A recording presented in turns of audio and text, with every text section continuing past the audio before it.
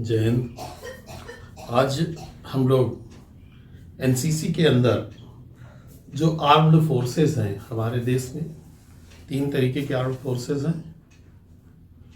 जल सेना, थल सेना, वायु सेना। आज इनके बारे में हम लोग अध्ययन करेंगे। सबसे पहले तो जो आर्म्ड फोर्सेस से जुड़ी हुई चीज़ें हैं जिनके फुल फॉर्म की ज़रूरत पड़ती रहती है, जनरली हम लोग इसको हम शॉर्ट फॉर्म में यूज़ करते हैं। तो अगर इसके फुल फॉर्म की हम लोग बात करते हैं तो जैसे BSF border security forces, CISF central industrial security forces, CRPF central reserve police forces, ITBP Indo Tibetan border forces, NSG national security guard, SPG special protection group, SSB सशस्त्र सेवा सेना बल, ASC armed service corps, APS army postal services, AMC army medical corps, AOC army ordnance corps, RVC remounts and veterinary corps, AR Assam rifle. ये इस तरीके के छोटे छोटे शॉर्ट नेम हैं। क्योंकि हम लोग प्रयोग हमेशा शॉर्ट नेम में ही करते हैं तो इनके फुल फॉर्म हमें जानना जरूरी होता है।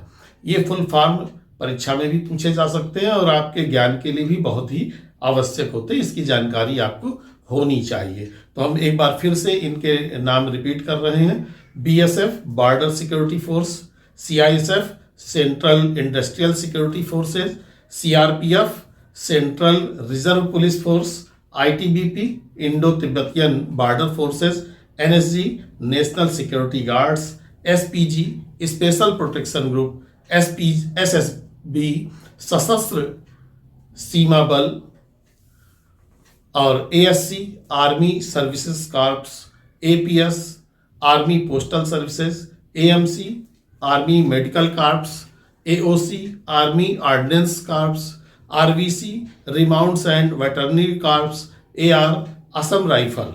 अगर इनके हमें नामों की हमें जानकारी होनी चाहिए।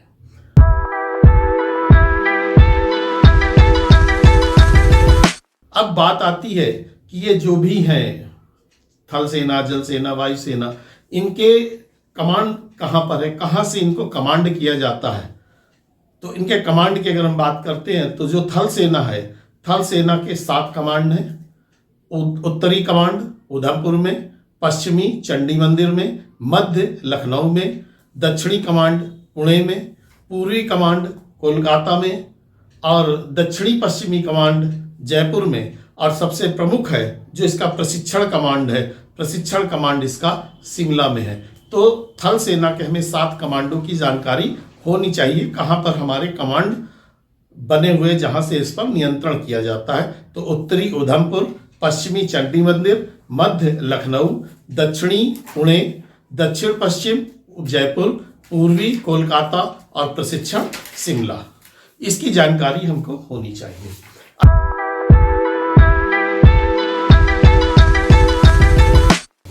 अब इसके बाद बात आती है यही थल सेना में जो रैंक लगती है लोगों को, लेफ्टिनेंट है, कोई बताता है कैप्टन है, तो किस सीक्वेंस में रैंक होती है, कमीशन रैंक का सीक्वेंस क्या है, इसका कौन बड़ा है कौन छोटा है, इसकी जानकारी हमें होनी चाहिए। तो कमीशन रैंक की अगर हम बात करते हैं तो सबसे नीचे आता है कमीशन रैंक में lieutenant, captain, major, lieutenant colonel, colonel, brigadier, major general, lieutenant general और जनरल।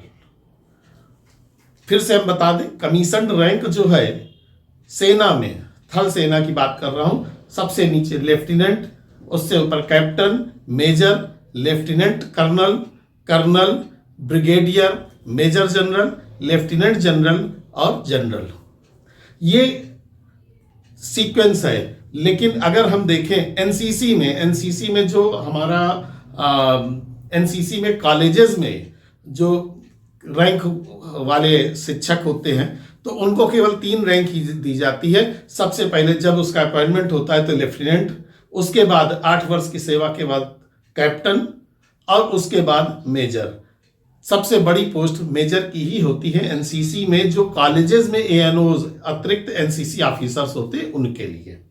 तो इसकी भी जानकारी हमें साथ में होनी चाहिए कि एनसीसी में कौन कौन सी रैंक कॉलेज स्तर पर होती है।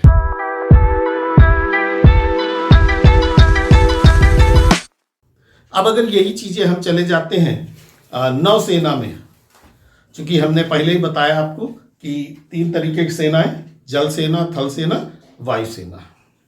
तो नौसेना में अगर जाते हैं तो नौसेना में भी हमारे जो कमांड है कहाँ कहाँ पर है, तो नौसेना के कमांड पश्चिमी मुंबई में, पूर्वी विशाखापट्टनम में और दक्षिणी जो है कोची में।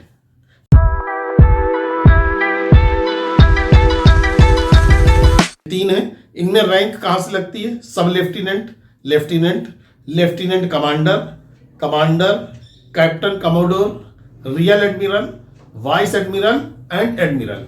रैंक है इसमें सब lieutenant, lieutenant, lieutenant commander, commander, captain, commodore, real admiral, vice admiral and admiral. ये नौसेना की है।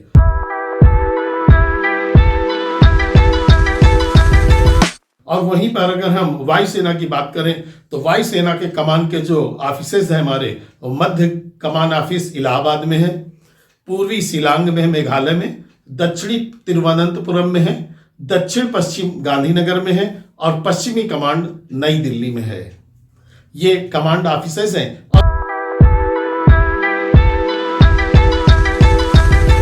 और इस पे भी रैंक्स हैं, किस तरीके से इस पे, क्योंकि सभी सेनाओं में अलग अलग रैंक होती है। तो इसकी रैंक सबसे नीचे फ्लाइंग ऑफिसर, फिर flight lieutenant, squadron leader, wing commander, group captain, air commodore, air vice marshal, air marshal and air chief marshal. इस तरीके से इसका बढ़ता हुआ क्रम है। अब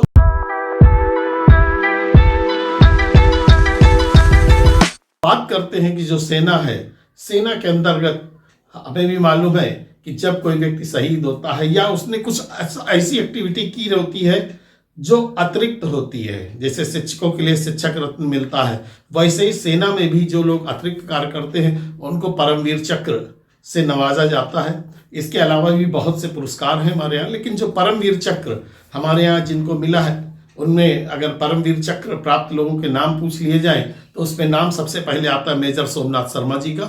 major Somnath Sharma, major Dhan Singh Thapa, captain Vikram Batra की अभी एक नई पिक्चर भी आई हुई है, सब लोग विक्रम बत्रा की पिक्चर को भी देख रहे हैं, तो वो भी परमवीर चक्र प्राप्त थे। Second lieutenant Arun Khetarpal, lieutenant Manoj Pandey, rifleman Sanjay और ग्रैंडमैन योगेंद्र। अगर परमवीर चक्र के हमसे 2-3 नाम पूछे जाते हैं तो अगर हमें 6-7 नाम मालूम है तो हम 3 नाम आराम से लिख सकते हैं। तो परमवीर चक्र प्राप्त लोगों के नाम: major Somnath Sharma, major Dhan Singh Thapa, captain Vikram Batra, second lieutenant Arun Khetarpal, lieutenant Manoj Pandey, rifleman Sanjay और ग्रेनेडमैन योगेंद्र। अब देखिए, ये जो परमवीर चक्र मिले कब मिले?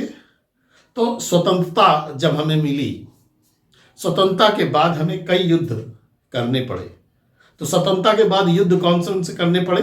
हमें कश्मीर अभियान चलाना पड़ा कश्मीर को सुरक्षित करने के लिए सन 1948 में, चीन और भारत का युद्ध 1962 में, भारत पाकिस्तान का युद्ध 1965 में, फिर भारत पाकिस्तान का युद्ध 1971 में, जिसको बांग्लादेश युद्ध के नाम से भी जाना जाता है। बांग्लादेश, चूंकि पहले जब हमारा देश का बंटवारा हुआ था तो देश के 2 हिस्से नहीं 3 हिस्से किए गए थे। भारत एक नहीं 3 भाग में बट गया, जिसमें एक था पूर्वी पाकिस्तान, एक था पश्चिमी पाकिस्तान और तीसरा था भारत। तो पूर्वी पाकिस्तान पश्चिमी पाकिस्तान के कारण भारत में समस्याएं थी। तो उस समय सन 1971 में तत्कालीन प्रधानमंत्री श्रीमती इंदिरा गांधी जी ने पाकिस्तान के 2 हिस्सों को भी अलग कर दिया। पहले चूंकि एक तरफ पूर्वी एक तरफ पश्चिमी और बीच से हमारे यहाँ से ही फ्लाइट्स उड़ती थी, तो उसको जो है बांग्लादेश बना दिया।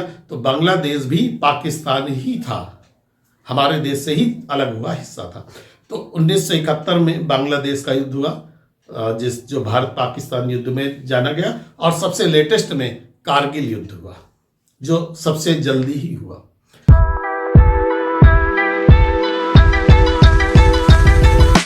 अब हमारे पास फाइटिंग आर्म्स क्या हैं?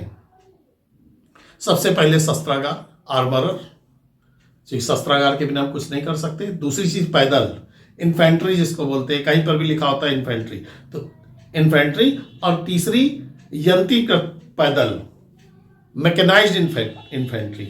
अगर मैकेनाइज्ड इन्फेंट्री नहीं है तो हम कुछ भी नहीं कर पाते हैं।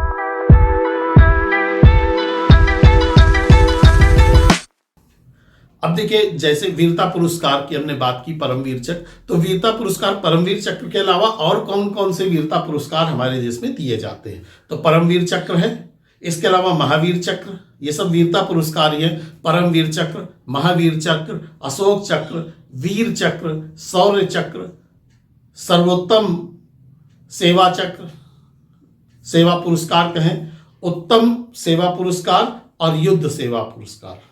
तो वीरता पुरस्कार हमारे जितने हैं, परमवीर, महावीर, अशोक, वीर, शौर्य, ये तो 5 तो हैं चक्र मिलते हैं, परमवीर चक्र, महावीर चक्र, अशोक चक्र, वीर चक्र, शौर्य चक्र। और इसके साथ ही हमें सर्वोत्तम युद्ध सेवा पुरस्कार, सर्वोत्तम के बाद उत्तम और उसके बाद केवल युद्ध सेवा पुरस्कार, इस तरीके के पुरस्कार हमें मिलते हैं। इसके साथ ही जो एनसीसी है हमारी, जिस एनसीसी की हम बात करते हैं, एनसीसी में भी स्पेशलाइज्ड पुरस्कार है, एनसीसी में भी अलग से पुरस्कार मिलते हैं। तो एनसीसी में कौन से पुरस्कार हमें मिलते हैं? तो एनसीसी के जो पुरस्कार हैं वो रक्षा मंत्री पदक मिलता है, रक्षा प्रशंसा पत्र मिलता है, रक्षा सचिव प्रशंसा पत्र मिलता है, और रक्षा सचिव के बाद ये जो हमारे पदक हैं, ये रक्षा सचिव प्रशंसा पत्र मिल जाता है हमें। और रक्षा के लिए जो भी एनसीसी के हैं, ये पदक हमें प्राप्त होते हैं।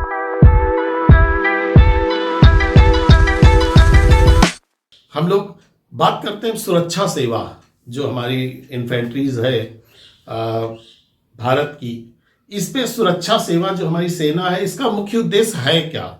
जो थल सेना, जल सेना, वायु सेना, जिसकी भी हम बात करते हैं, ये है क्या एक्चुअल में? तो सुरक्षा सेवाओं का मुख्य उद्देश्य क्या है? सुरक्षा सेवाएं जितनी भी हमने आपको बताई, चाहे वो असम राइफल हो, चाहे एनएसजी हो, चाहे आईटीबीपी हो, सबका मूल उद्देश्य क्या है? सुरक्षा सेवा का मुख्य उद्देश्य है बाहरी आक्रमण से देश की रक्षा करना, बाहरी आक्रमण से देश की रक्षा करना। साथ ही भारत की रक्षा नीति का जो उद्देश्य है वो है भारतीय उपमहाद्वीप में बढ़ावा देना, सेनाओं को पर्याप्त रूप से सुसज्जित किया जाए कि वो किसी भी प्रकार से देश की रक्षा कर सके, कहीं पर भी कोई बात आ जाए।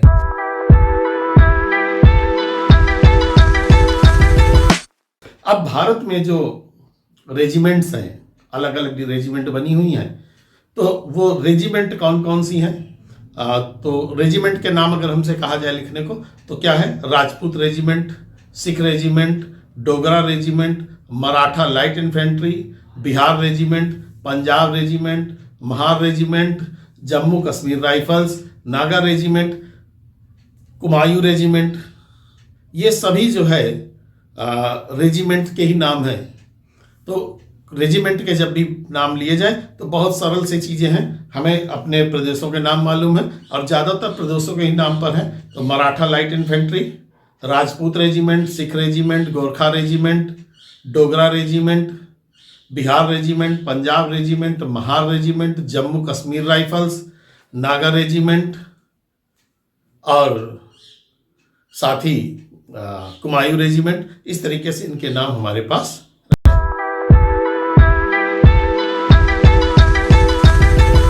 युद्ध क्या है? अगर हम युद्ध की बात करें कि युद्ध है क्या चीज, युद्ध व कानून वाली वह स्थिति है जब दो गुटों को आपस में सैन्य बलों द्वारा संघर्ष करने की आज्ञा मिल जाती है, वही युद्ध है। इस तरीके से हम लोगों को आज सैन्य जो बल हैं, हमारे आर्म्ड फोर्सेस हैं, इनके बारे में जानकारी हमने आपको दी। आपसे पुनः कहूँगा कि इन वीडियोस को निरंतर देखते रहिए, इनका अध्ययन करते रहिए, चैनल को सब्सक्राइब करिए और नियमित तौर पर अध्ययन करिए अधिकतम अंक प्राप्त करने के लिए। धन्यवाद। जय हिंद।